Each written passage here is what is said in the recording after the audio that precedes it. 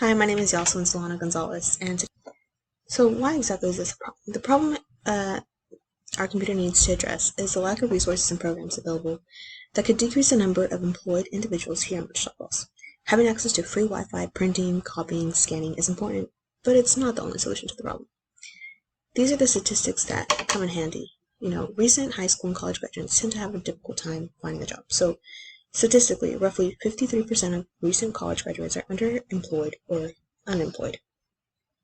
The job market is extremely competitive, as it takes 100 to 200 job applications to get one job offer. And compared to digitally literate adults who are not digitally literate tend to find a job in lower skill jobs and have a lower rate of labor force participation. Is that really where we want to be? While yes, various places offer you the opportunity to, have free Wi-Fi, like restaurants, the public library, there are very few places that offer you the opportunity to print, copy, and scan, let alone for free. This community needs access to other resources, such as the resume workshop and practice interviews that we will be offering at our non-profit. By having a professional resume and knowing how to efficiently and effectively answer any question an interviewer may throw your way, you have an automatic advantage over any candidate applying for that same job. Up next, we are going to talk about the goals. My short-term goals include help individuals complete their professional resume with the resources available at the resume workshop. The long-term goal for that, within 1 month of attending a 2-session resume workshop, at least 50% of participants will attain a job with using the resume they created. Another goal is serve coffee and goods to customers to satisfy their needs at our coffee shop. The long-term goal for this, during its first year, the coffee shop's social enterprise will earn a 30% profit, which shall provide at least $30,000 in revenue for the business and training courses offered in my facility. So how exactly will this be measured? To measure my outcomes, I would use pre- and post surveys with the participants of the resume workshop and practice interviews. This would help us see how confident they were before and after completing the resume workshop and practice interviews. In the survey, we would ask them if they liked or disliked any part of our programs, and if so, if they had any suggestion on how to improve them. For our technology resource, we would do a pre- and post exam to see how much knowledge they truly have and how much they have gained about our technology computer course. The program director will be responsible for collecting this data. We will collect the data with electronic versions of surveys and tests. One of the websites I really like to use is SurveyMonkey, which already creates pie charts with ending results, making it easier to analyze everything. We will make sure that we are breaking even in terms of our profit in our coffee shop. It is important to calculate the amount of revenue and profit we are making so that we can make sure our coffee shop is not only successful but profitable as well. The program director is also responsible for reviewing and analyzing the data.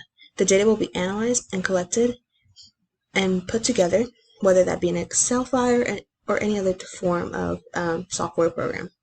And he or she will be required to create the adequate bar charts and pie charts, line graphs, whatever is necessary to measure effectively and present the data. The program director is welcome to use any of the volunteers to help them collect and analyze this data, because it is a lot of work. This data will be shared with the rest of the board and the executive director. If the data does not demonstrate the outcomes we are hoping for, then it is time to brainstorm with the rest of the board and decide what we're doing wrong and how to fix it immediately. We would use the pre- and post surveys as well as the pre- and post exams in our advantage to see what is working for our programs and what is not. I will also share my positive outcomes and success with the donors and funders as well as the Wichita Falls community. Up next, we're going to talk about leadership and management. In terms of this, we have an executive director, a program director, a grant writer, a coffee shop manager, and multiple baristas. So in regards to our executive director, some skills that they should include but are not limited to would be having cultural fit, a high industry understanding, a modern functional exercise, a high ability to develop people, an ability to drive results, high authenticity, being honest, kind, trustworthy, and having compassion. Other skills, high self-motivation, be able to approach work that is resourceful and be able to come up with innovative ideas, have a long-term commitment and passion for mission-driven work. I think that's one of the most important ones.